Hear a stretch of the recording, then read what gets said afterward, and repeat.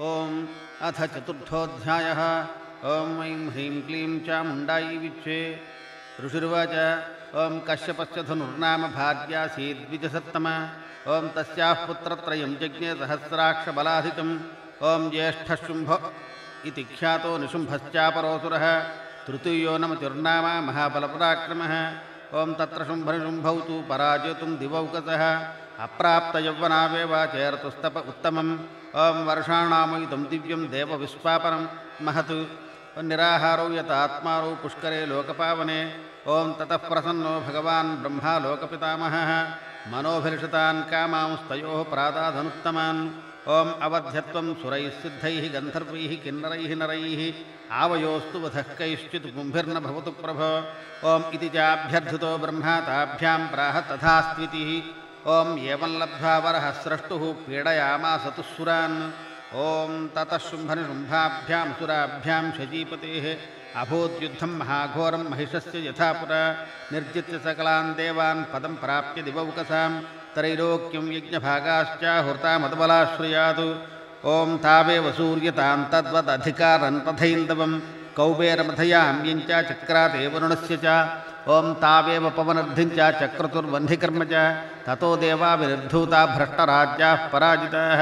ॐ तेषु तेष्वधिकारेषु लोकेषु च महीपते स्वानेव प्रथितान् दैत्यान् तत्र तत्र न्ययोजयतु। ॐ हृताधिकारास्त्रिदशाः ताभ्यां सर्वे निराकृताः। महासुराभ्यां तान् देवीं संस्मरन्त्य पराजिताम्। ॐ तयास्माकं वरो दत्तो यथा पत्सु स्मृताखिलाः। भवतां नाशयिष्यामि तत्क्षणात् परमापतः। ॐ इति कृत्वा मतिं देवा हिमवन्तं नगेश्वरं जग्मुस्तत्र ततो देवीं विष्णुमायां प्रतुष्टुवुः। ॐ देवावूजुः ॐ नमो देव्यै। ॐ महादेव्यै। ॐ शिवायै सततं नमः। ॐ प्रकृत्यै नमः। ॐ भद्रायै नियताः प्रणताः स्मताम्। ॐ रौद्रायै। ॐ नमो नित्यायै नमः। ॐ गौर्यै। ॐ धात्र्यै नमो। ॐ ज्योत्स्नायै। ॐ इन्दुरूपिण्यै नमः। ॐ सुखायै सततं नमः। ॐ कल्याण्यै प्रणताः। ॐ वृद्ध्यै। ॐ सिद्ध्यै। ॐ कूर्म्यै नमो नमः। ॐ नैरृत्यै। ॐ भूभृतां लक्ष्म्यै। ॐ शर्वाण्यै ते नमो नमः। ॐ दुर्गायै। ॐ दुर्गपारायै। ॐ सारायै। ॐ सर्वकारिण्यै। ॐ ख्यात्यै। ॐ तथैव कृष्णायै नमः। ॐ धूम्रायै सततं नमः। ॐ अतिसौम्यातिरौद्रायै नतास्तस्यै नमो नमः। ॐ नमो जगत्प्रतिष्ठायै। ॐ देव्यै नमः। ॐ कृत्यै नमो नमः। ॐ या देवी सर्वभूतेषु विष्णुमायेति शब्दिता। नमस्तस्यै नमस्तस्यै नमस्तस्यै नमो नमः।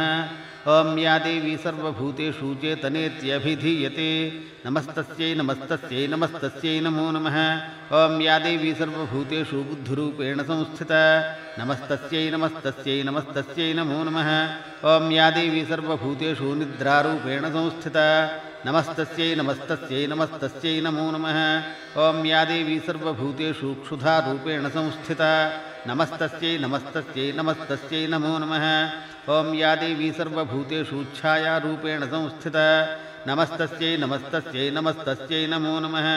ॐ या देवी सर्वभूतेषु शक्तिरूपेण संस्थिता। नमस्तस्यै नमस्तस्यै नमस्तस्यै नमो नमः। ॐ या देवी सर्वभूतेषु तृष्णारूपेण संस्थिता। नमस्तस्यै नमस्तस्यै नमस्तस्यै नमो नमः। ॐ या देवी सर्वभूतेषु क्षान्तिरूपेण संस्थिता। नमस्तस्यै नमस्तस्यै नमस्तस्यै नमो नमः। ॐ या देवी सर्वभूतेषु जातिरूपेण संस्थिता। नमस्तस्यै नमस्तस्यै नमस्तस्यै नमो नमः। ॐ या देवी सर्वभूतेषु लज्जारूपेण संस्थिता। नमस्तस्यै नमस्तस्यै नमस्तस्यै नमो नमः। ॐ या देवी सर्वभूतेषु उद्दान्तिरूपेण संस्थिता। नमस्तस्यै नमस्तस्यै नमस्तस्यै नमो नमः। ॐ या देवी सर्वभूतेषु शान्तिरूपेण संस्थिता। नमस्तस्यै नमस्तस्यै नमस्तस्यै नमो नमः। ॐ या देवी सर्वभूतेषु श्रद्धारूपेण संस्थिता। नमस्तस्यै नमस्तस्यै नमस्तस्यै नमो नमः। ॐ या देवी सर्वभूतेषु कान्तिरूपेण संस्थिता। नमस्तस्यै नमस्तस्यै नमस्तस्यै नमो नमः। ॐ या देवी सर्वभूतेषु लक्ष्मीरूपेण संस्थिता नमस्तस्यै नमस्तस्यै नमस्तस्यै नमो नमः। ॐ या देवी सर्वभूतेषु धृतरूपेण संस्थिता नमस्तस्यै नमस्तस्यै नमस्तस्यै नमो नमः। ॐ या देवी सर्वभूतेषु वृत्तरूपेण संस्थिता नमस्तस्यै नमस्तस्यै नमस्तस्यै नमो नमः। ॐ या देवी सर्वभूतेषु स्मृतिरूपेण संस्थिता नमस्तस्यै नमस्तस्यै नमस्तस्यै नमो नमः। ॐ या देवी सर्वभूतेषु दयारूपेण संस्थिता नमस्तस्यै नमस्तस्यै नमस्तस्यै नमो नमः। ॐ या देवी सर्वभूतेषु तुष्टुरूपेण संस्थिता नमस्तस्यै नमस्तस्यै नमस्तस्यै नमो नमः। ॐ या देवी सर्वभूतेषु मातृरूपेण संस्थिता नमस्तस्यै नमस्तस्यै नमस्तस्यै नमो नमः। ॐ या देवी सर्वभूतेषु भ्रान्तिरूपेण संस्थिता नमस्तस्यै नमस्तस्यै नमस्तस्यै नमो नमः। ॐ इन्द्रियाणामधिष्ठात्री भूतानामखिलेषु च भूतेषु सततं तस्यै व्याप्त्यै देव्यै नमो नमः। ॐ चित्रूपेण या कृत्स्नमेतद्व्याप्य स्थिता जगतु नमस्तस्यै नमस्तस्यै नमस्तस्यै नमो नमः। ॐ स्तुतासुरैः पूर्वमभीष्टसंश्रयात् तथा सुरेन्द्रेण दिनेषु सेविता करोतु शानः शुभहेतुरीश्वरी शुभानि भद्राण्यभिहन्तु चापतः। ॐ या साम्प्रतं चोद्धतदैत्यतापितैः अस्माभिरीशा च सुरैर्नमस्यते या च स्मृता तत्क्षणमेव हन्तिनः सर्वापदो भक्तिविनम्रमूर्तिभिः करोतु सा नः शुभहेतुरीश्वरी शुभानि भद्राण्यभिहन्तु चापतः।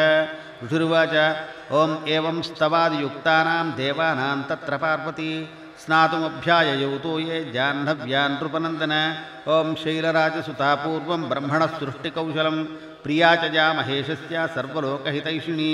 ॐ काळीत्युक्ता जगद्धात्री नर्मतः शुम्भुना सती लेभे गौरं वपुर्दिव्यं तत्त्वा च परमं तपः। ॐ कृष्णवर्णाच्छरीरात्तु शिवानाम्ना च कौशिकी अतीव सुन्दरी रामा कृष्णवर्णा विनिर्गता।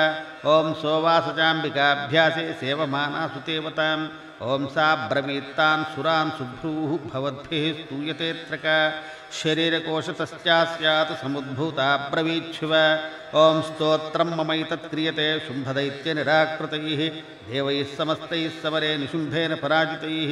ॐ शुम्भादीनसुरान् हत्वा प्रीतिं दास्यामि वज्रिणे इत्याकर्ण्यगिरं गौरी तामाह सुभगान् ततः। ॐ दक्षिणं ह्यमवच्छृङ्गं गत्वा त्वं भारतान्तिके देवकार्यं विधायाशु पश्चादेहि ममान्तिकम्। ऋषिरुवाच ॐ आज्ञाप्य कौशिकीमेवम् अमराणां हिताय वै नियुज्य तत्र तां देवीं गौरी स्नातुं जगामः। ॐ अथ स्नात्वा ययौ देवी शुक्लवासास्त्वमालयम्। ॐ शरीरकोशाद्यत्तस्याः पार्वत्या निःसृताम्बिका कौशिकीति समस्तेषु ततो लोकेषु गीयते। ॐ तस्यां विनिर्गतायां तु कृष्णाभूत् सापि पार्वती कालिकेति समाख्याता हिमाचलकृताश्रया। ॐ ततोऽम्बिकां परं रूपं बिभ्राणां सुमनोहरं ददर्श चण्डो मुण्डश्चाभृत्यौ शुम्भनिशुम्भयोः। ॐ ताभ्यां शुम्भाय चाख्याता सातीव सुमनोहर काप्यास्ते स्त्रीमहाराजा भासयन्ती हिमाचलम्। ॐ नैव तादृक्वचिद्रूपं दृष्टं केनचिदुत्तमं ज्ञायतां काप्यसौ देवी गृह्यतां च सुरेश्वर। ॐ स्त्रीरत्नमति चाद्भङ्गी द्योतयन्ती दिशस्त्विषा सा तु तिष्ठति दैत्येन्द्रा तां भवान् द्रष्टुमर्हति। ॐ यानि रत्नानि मणयो गजाश्वादीनि वै प्रभो त्रैलोक्ये तु समस्तानि साम्प्रतं भान्ति ते गृहे। ॐ ऐरावतः समानीतो गजरत्नं पुरन्दरात् पारिजाततरुश्चायं तथैवोच्चैश्रवाहयः। ॐ भीमानं हंससंयुक्तमेतत्तिष्ठति तेऽङ्गणे रत्नभूतमिहानीतं यदासीद्वेधसोद्भुतम्। ॐ निधिरेष महापद्मः समानीतो धनेश्वरात्। ॐ किञ्जल्किनीं ददौ चाब्धिर्मालामम्लानपङ्कजाम्। ॐ छत्रं देवारुणङ्गेः काञ्चनस्रापि तिष्ठति। ॐ तथायं स्यन्दनवरो यः पुरासीत् प्रजापतेः। ॐ मृत्योरुत्क्रान्तिदा नाम शक्तिरीशत्वया हृता। ॐ पाशस्सलिलराजस्य भ्रातुस्तव परिग्रहे। ॐ निशुम्भश्चाब्धिजाताश्च समस्ता रत्नजातयः। ॐ बन्धिरपि ददौ तुभ्यमग्निशौचे च वाससि। ॐ एवं दैत्येन्द्ररत्नानि समस्तान्याहृतानि ते स्त्रीरत्नमेषा कल्याणी त्वया कस्मान्न गृह्यते। ऋषिर्वाच ॐ निशम्येति वचः शुम्भः स तदा प्रेषयामास सुग्रीवं दूतं देव्या महासुरं। शुम्भ उवाच ఓం ఇతి చేతి చ వక్తవ్యా సాగత్వా వచనాన్ మమ యథా చాభ్యేతి సంప్రీత్య తథా కార్యం త్వయా లఘు. ఋషుర్వాచ ఓం నిశమ్య దూతో రాజోక్తం సుగ్రీవో నయకోవిదః తథేత్యోక్త్వా ప్రయయౌ స్వల్పసైన్య సమన్వితః. ఓం స తత్ర గత్వా యత్రాస్తే శైలోద్దేశేతి శోభనే సా దేవీ తాం తతః ప్రాహాసి లక్ష్మణం మధురయా గిర. ఓం దేవి దైత్యేశ్వరశుంభస్త్రైలోక్యే పరమేశ్వరः దూతోహం ప్రేషితస్తేన త్వత్సకాశమిహాగతः. ఓం అవ్యాహతాజ్ఞः సర్వాసు యः సదా దేవయోనిషు నిర్జితాఖిలదైత్యారిः స యదాహ శృణుష్వ తత్.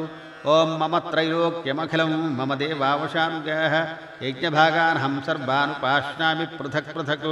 ఓం త్రైలోక్యే వరరత్నాని మమ వశ్యాన్యశేషతః తథైవ గజరత్నం చ హృతం దేవేంద్రవాహనం. ఓం క్షీరోదమథనోద్భూతం అశ్వరత్నం మమామరైః ఉచ్చైః శ్రవససముజ్ఞం తు ప్రణిపత్య సమర్పితం. ఓం యాని చాన్యాని దేవేషు గంధర్వేషు రగేషు చ రత్నభూతాని భూతాని తాని మయ్యేవ శోభనే. ఓం స్త్రీరత్నభూతాన్ త్వాం దేవీ లోకే మన్యామహే వయం సాత్వమస్మానుపాగచ్చ యతో రత్నభుజో వయం. ఓం మాం వా మమానుజం వాపి నిశుంభమురు విక్రమం భజత్పంచంచలాపాంగీ రత్నభూతా శివయ్యతః. ఓం పరమైశ్వర్యమతులం ప్రాప్స్యసే మత్పరిగ్రహాత్ ఏతద్బుద్ధ్యా సమాలోచ్య మత్పరిగ్రహతాం వ్రజ. ఋషుర్వాచ ఓం ఇత్యుక్త్వా సా తదా దేవీ గంభీరాन्तః స్మితా జగౌ దుర్గా భగవతి భద్రా యయేదం ధార్యతే జగతు. ఓం సత్యముక్తం త్వయా నాత్ర మిథ్యా కించిత్ త్వయోదితం త్రైలోక్యాధిపతి శుంభో నిశుంభశ్చాపి తాదృశः. ఓం కిం త్వత్ర యత్ ప్రతిజ్ఞాతం మిథ్యా తత్ క్రియతే కథం శ్రూయతామల్పబుద్ధిత్వాత్ ప్రతిజ్ఞాయా కృతా పురా. ఓం యో మాం జయతి సంగ్రామే యో మే దర్పం వ్యపోహతి యో మే ప్రతిబలో లోకే సమే భర్తా భవిష్యతి. ఓం తదా గచ్చతు శుంభోత్ర నిశుంభో వా మహాసురः మాం జిత్వా కించిరేణాత్ర పాణిం గృహ్ణాతు మే లఘుः. దూతౌవాచ ఓం అవలిప్తాసి మైవం త్వం ద్వే విబ్రూహి మమాగ్రతः త్రైలోక్యేకः పుమాంస్తిష్ఠేదగ్రే శుంభనిశుంభయోः. ఓం అన్యేషామపి దైత్యానాం సర్వే దేవా న వయ్యుధి తిష్టంతి సమ్ముఖే దేవి కిం పునః స్త్రీ త్వమేకికా. ఓం ఇంద్రాద్యాశ్చ కళాదేవాస్తస్థుర్యేషాం న సంయుగే శుంభాదీనాం కథం తేషాం స్త్రీప్రయాస్యసి సమ్ముఖం. ఓం సాత్వం గచ్చమయైవోక్త పార్శ్వం శుంభనిశుంభయోः కేశాకర్ష్ణనిర్ధూతగౌరవామా గమిష్యసి. దేవ్యువాచ ఓం ఏవమేతద్బలీ శుంభో నిశుంభశ్చాతివీర్యవాను కిం కరోమి ప్రతిజ్ఞా మే యదనాలోచితా పురా. ఓం సత్వం గచ్చమయోక్తంతే ఏదే తత్సర్వమాదృతः తదా చక్ష్వాసురేంద్రాయ స చ యుక్తం కరోతు తతు. ఇది శ్రీమార్కండేయ మహాపురాణాంతర్గత సావర్ణికమన్వంతరకథాంతర్గత దేవీ మాహాత్మ్యాంతర్గత శక్రాదికృతదేవీ విభూతియోగస్తోత్రం దేవీ సుగ్రీవ సంవాదో నామ మూలశ్లోకమంత్రవిభాగే నవశతీమంత్రమాలాయాం తురీయోధ్యాయ సమాప్తః. శ్రీపరమేశ్వరార్పణమస్తు.